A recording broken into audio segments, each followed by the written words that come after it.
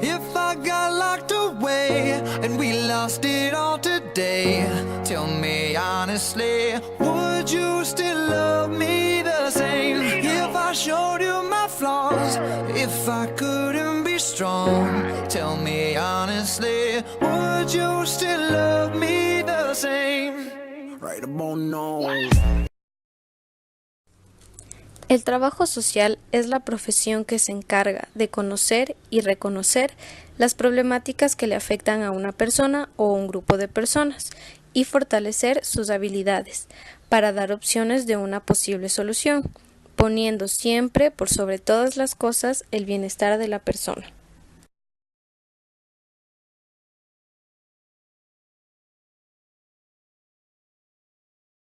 Mi nombre es Caterine y vamos a hablar acerca del trabajo social.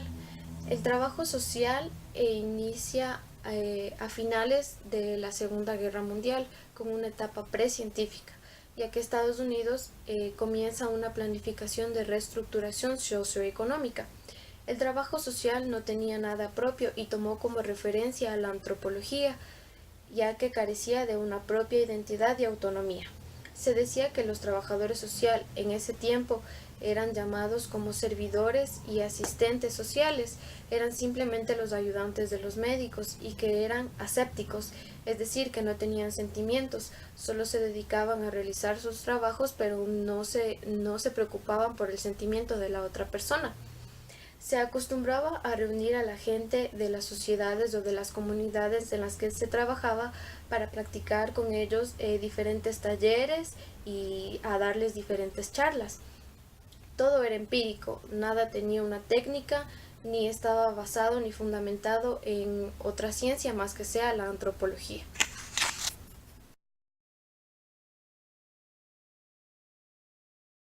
El trabajo social es la etapa científica, en la cual se empiezan a asumir responsabilidades para conseguir el bienestar social de los demás individuos. Se construyen asociaciones de tal forma que pueda fortalecer a la profesión. Se sistematizaron las experiencias de las prácticas en trabajo social, es decir, se fundamentaron en una ciencia que ayudaba para el mismo trabajo social. Un trabajador social empezó a ser más reflexivo y más racional. Surgen nuevas teorías psicológicas y sociales que cuestionan la intervención social, es decir, se tenía un desacuerdo con los psicólogos ya que ellos trabajan únicamente con el individuo y nada más.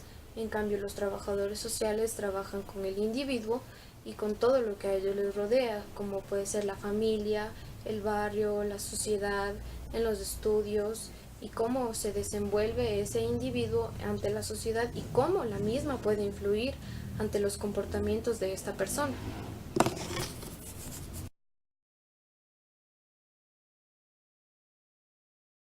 Sobre las técnicas de investigación en trabajo social.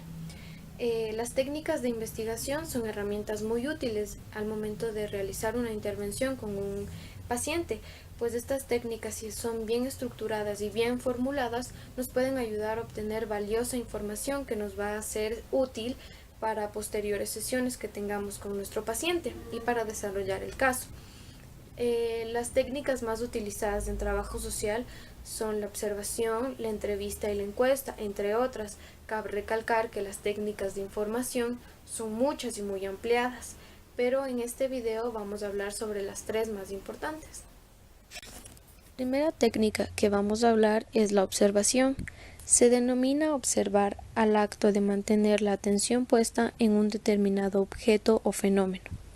Es de enorme importancia en determinados ámbitos, como el científico, en donde debe mantenerse una evaluación y registro constante de determinadas experimentaciones. La observación puede definirse también como una facultad ligada a la percepción de hechos relevantes a determinados fines. Observar sería el ejercicio, entonces, de encontrar distintos hechos de importancia para un determinado ámbito. La autoobservación. La autoobservación se sistematiza y tiene unos objetivos previos, ofreciéndonos datos íntimos de las personas y permitiéndonos hacer cambios de esos comportamientos. Vamos a hablar acerca del muestreo en la observación. El muestreo es el proceso de seleccionar un conjunto de individuos de una población con el fin de estudiarlos y poder caracterizar el total de la población. Se refiere a las referencias formuladas utilizadas para obtener muestras representativas de aquellas cuestiones que son el objeto de estudio. Y validez de la observación en trabajo social es de suma importancia, pues su principal objetivo es corroborar información obtenida anteriormente. Se pueden dar dos fuentes de error con la observación. La primera es con el sujeto, con la llamada reactividad. Esta no es más que los cambios de actitudes de una persona ante una situación. Estas pueden ser voluntarias o involuntarias. La segunda es por parte del observador. El observador puede ser distante ante la observación, distraerse en algunos momentos o no registrar todos los datos de manera correcta. La entrevista en trabajo social. La entrevista es uno de los actos de comunicación oral que se establece entre dos o más personas, el entrevistador y el entrevistado o los entrevistados, con el fin de obtener información o una opinión, o bien para conocer la personalidad de alguien. La entrevista en trabajo social es un medio de vital importancia y se considera como uno de los recursos de mayor utilidad en la práctica de los servicios directos. Es necesaria para establecer relaciones profesionales que permitan contribuir al bienestar de las personas y al mejoramiento de su calidad de vida. Podemos encontrar muchas conductas en un individuo. Una de las conductas puede ser una conducta no verbal, es decir, que no se van a generar palabras, sino son expresiones o movimientos que se pueden producir en cualquier parte del cuerpo de un individuo. Muchas de las veces estas reacciones o conductas son realizadas de manera involuntaria por la persona, pero tienen un gran significado en el momento de la interpretación y del análisis. Estas conductas o expresiones pueden ser faciales, gestuales o postulares. Las otras conductas que se pueden dar en un individuo son las conductas lingüísticas o verbales, es decir, la forma en cómo se pronuncia una persona, cómo habla y cómo se expresa ante los demás, la vocalización que la misma tenga y las palabras que ésta misma puede decir. La entrevista en trabajo social, tanto el entrevistado como el entrevistador comparten un protagonismo, porque ambos son capaces de realizar tareas alrededor del tema que se está realizando la entrevista, ya que se parte de una relación recíproca. Existen tres momentos: la apertura o inicio, contenido o desarrollo y el final o término. En el primero es de suma importancia que se establezca una conversación entre el entrevistado y el entrevistador. Es fundamental que exista una motivación para desarrollar a continuación la entrevista. En el segundo, que es el contenido o desarrollo, se dedica únicamente a la entrevista en sí, es decir, la obtención de información importante para el entrevistador que se dirija siempre al objetivo planteado. Y al final, en el término, es de suma importancia que se dé un resumen o un recuento de todo lo que se habló en la entrevista y clarificar algunas cosas que hayan quedado inconclusas.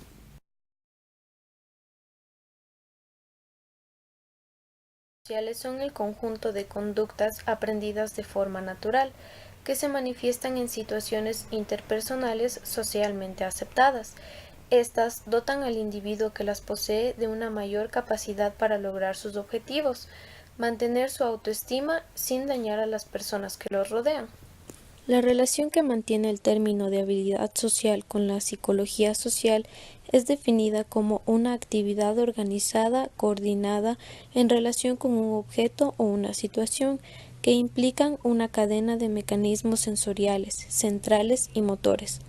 Una de sus características principales es que la actuación o secuencia de actos se halla continuamente bajo el control de la entrada de información sensorial.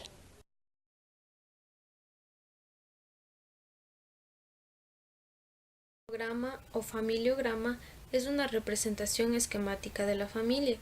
que provee de información al que lo esté interpretando. Esta información puede ser de la estructura y de las condiciones y relaciones de una familia. En el genograma podemos distinguir diferentes tipos de familias según el número de miembros y su composición. La primera es la familia extensa, que está constituida por una agrupación numerosa de miembros en la que junto a los padres e hijos se incluyen abuelos, tíos, primos, entre otros. La familia nuclear biparental es la formada por dos adultos de diferente sexo que ejercen el papel de padres y por sus hijos. Las familias nucleares pueden dividirse en diferentes subtipos. La familia nuclear con parientes próximos, la familia nuclear ampliada y una familia nuclear numerosa. La primera se refiere a aquella familia que se comparte el hogar con otros miembros, generalmente el padre o la madre de uno de los cónyuges. La familia nuclear ampliada, cuando en el hogar conviven otras personas que pueden ser parientes o personas sin vínculo consanguíneo. Y en la familia nuclear numerosa, la que está formada por los padres y más de 4 hijos. La familia nuclear monoparental es la constituida por un solo cónyuge, padre o madre, y sus hijos. Tienen su origen en la muerte, separación, divorcio o abandono de uno de los cónyuges. Los trabajadores sociales utilizan y aplican el ecomapa como una herramienta en la orientación familiar e individual, con símbolos y líneas estandarizadas. Los ecomapas representan las relaciones, los comportamientos y las redes sociales. Identifican tanto las conexiones fuertes como las débiles, ayudando a enfocar los esfuerzos de los trabajadores sociales para arreglar los problemas familiares y aconsejar a los individuos con conflicto. El ecomapa permite identificar en forma rápida y sencilla los recursos extrafamiliares que puedan ser de utilidad en los casos de crisis familiar, detectar las carencias más importantes a nivel familiar, con el objeto de fortalecerlas, sospechar problemas intrafamiliares que pueden ser confirmados con el uso de otros instrumentos, y ubicar aquellas familias socialmente aisladas por migración reciente u otros motivos. El mapa de red se intenta actuar sobre fuerzas que existen dentro de la trama social viva y aprovecha la energía y el talento existente entre la red social de la familia y vecinos del usuario que demandan la atención, como una manera de restaurar un elemento vital de las relaciones. El mapa de red en sí es el campo relacional total de una persona y tiene por lo común una representación espacio-temporal. Su grado de visibilidad es bajo, pero posee numerosas propiedades vinculadas en el intercambio de información. Existen entre los componentes de una red pocas reglas formales, pero está compuesta por las relaciones entre muchas personas, algunas de las cuales son conocidas por muchos de los integrantes de la red, en tanto que otros solo constituyen un eslabón en la unión de algunos de ellos. La red de un individuo cualquiera es la suma total de las relaciones humanas que posee significado perdurable en la vida.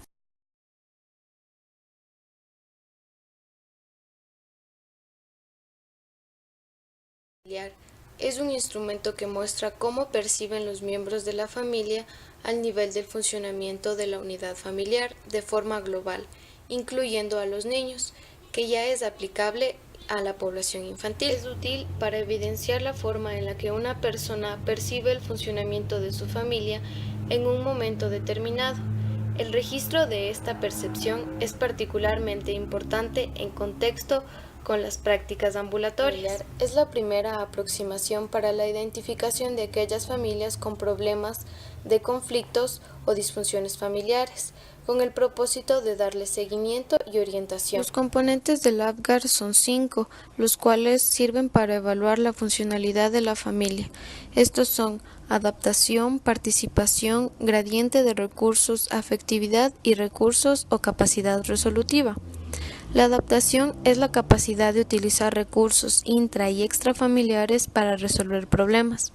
La participación es la implicación de los miembros de la familia en la toma de decisiones.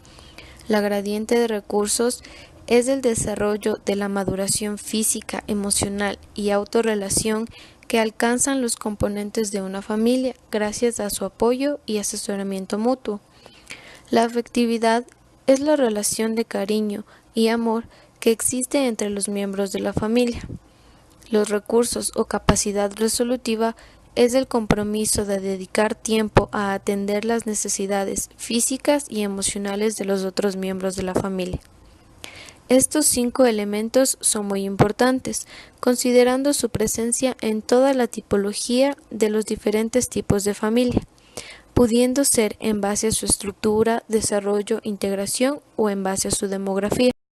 El APGAR es un cuestionario que debe ser entregado a cada paciente para que responda a las preguntas planteadas en el mismo en forma personal, excepto a aquellas que no sepan leer, caso en el cual el entrevistador aplicará el test. Para cada pregunta se debe marcar solo con una X, debe ser respondido de forma personal. Cada una de las respuestas tiene un puntaje que va entre If I couldn't be strong, tell me honestly, would you still love me the